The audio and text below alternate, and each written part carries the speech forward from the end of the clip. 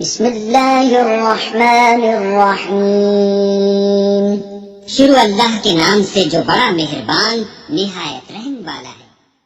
کوئی بھی اتنی جلد معاف نہیں کرتا، ماں بھی اتنی جلد اپنی اولاد کو معاف نہیں کرتی جتنی جلد بندوں کو اللہ معاف فرماتا ہے۔ بلکہ جو صغائر ہیں وہ تو بغیر توبہ کے ہی معاف ہوتے رہتے ہیں۔ فرمایا کہ جب تم وضو کرتے ہو تو اعضائے وضو کے گناہ جھڑ جاتے ہیں وضو سے، اور ہمیں پتہ بھی نہیں ہوتا۔ بہت سارے صغیرہ گناہ ایسے بھی ہیں کہ ہم ان صغائر کا ادراک بھی نہیں کر پاتے، لیکن وہ ہمارے سے جڑے ہوئے ہوتے ہیں، اور اسی طرح جب وہ ہمارے سے جھڑتے ہیں تو ہمیں ادراک بھی نہیں ہوتا کہ وہ ہمارے ساتھ جڑے تھے اور ہمارے سے دور بھی ہو گئے اور ہمیں پاک صاف کر دیا گیا۔ ایک نماز سے دوسری نماز تک کا وقت درمیان کے اندر ہونے والے گناہوں کا کفارہ ہے۔ ایک جمعہ دوسرے جمعے تک، ایک رمضان دوسرے رمضان تک گناہوں کا کفارہ ہے۔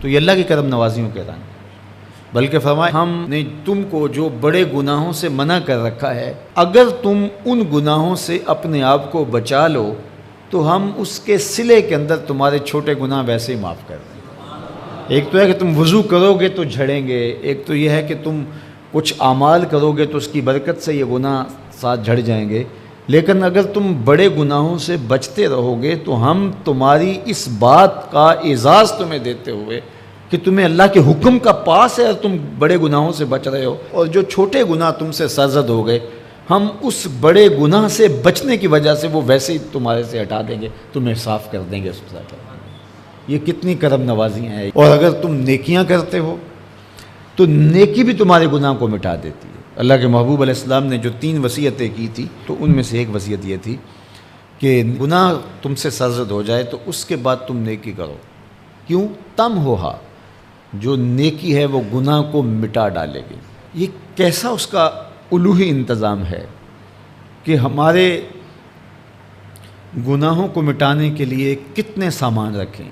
چھوٹے گناہ سرزد ہو گئے ہیں تو وضو کرنے سے، نماز ادا کرنے سے معاف ہو گئے، صدقہ کرنے سے معاف ہو گئے، کسی کو مسکرا کر ملنے سے معاف ہو گئے، رستے میں پڑی ہوئی چیز ہٹا دی تو اس سے معافی ہو گئی، دروشی پڑا تو گناہ معاف ہو گئے اور خطائیں دھل گئیں اور درجات بلند ہو گئے، اور نیکی کی تو 7 گناہ بھی معاف ہو گئے۔ تو باقی رہی بات کہ کبیرہ گناہ، بڑی بڑی باتیں، تو شرک سے بڑی بات تو کوئی نہیں ہے، سب سے بڑا گناہ تو شرک ہے، لیکن اگر بندہ توبہ کر لیتا ہے تو اللہ شرک کو بھی معاف کر دیتا ہے۔ ایمان شرک سے برات کا اظہار ہے تو شرک بھی معاف ہو گیا، ورنہ شرک معاف نہیں ہے، اور باقی کبائر بھی توبہ سے، رجوع اللہ سے معاف ہو جاتے ہیں۔ یہ کتنی اس کی کرم نوازیوں کے رنگ ہیں کہ اس کے حضور جب آپ آ جائیں اور اپنی معذرت پیش کر دیں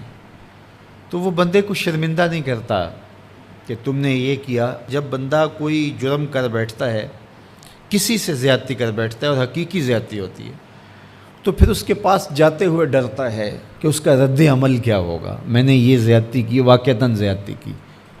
اب اس کا سامنا کرتے ہوئے ڈرتا ہے کہ جب میں جاؤں گا معاف کرے گا نہیں کرے گا، دونوں ہی امکان ہوتے ہیں۔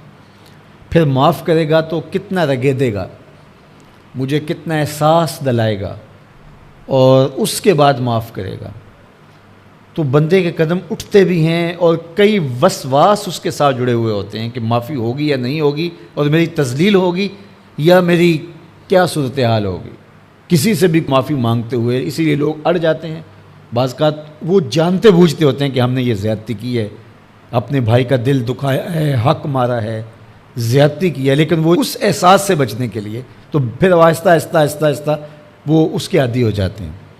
لیکن آپ اور میں گناہ کرتے ہیں تو گناہ کرنے کے بعد جب خیال پیدا ہوا کہ معافی مانگنی چاہیے، تو جب ہم وضو کر کے قدم اٹھاتے ہیں توبہ کے لیے تو ہمیں کوئی ایسا وسوسہ نہیں ہوتا کہ وہ معاف نہیں کرے گا۔ بلکہ حضرت داتا گنج بخش علی حجویری علیہ رحمہ کشف المعجوب میں ایک بزرگ کا قول نقل کیا کہ جس نے توبہ کی اللہ نے اسے معاف کر دیا۔ تو پھر ایک دوسرے بزرگ کا قول پیش کیا، کہا نہیں ایسا نہیں ہے کہ جس نے توبہ کی اللہ نے اسے معاف کر دیا، بلکہ یہ ہے کہ جس کو اللہ نے معاف کرنا تھا اس کو توبہ کی توفیق دے دی۔ وہ خود کہتا ہے نا کہ توبوا الی اللہ، میری طرف آؤ، رجوع کرو، اور میری طرف آ کے اپنے گناہوں کی معافی مانگو، تو اللہ توبہ کے لیے بلا رہا ہے، تو جب بلا رہا ہے تو اس کا مطلب ہے معاف کر دیا تو بلا رہا ہے نا۔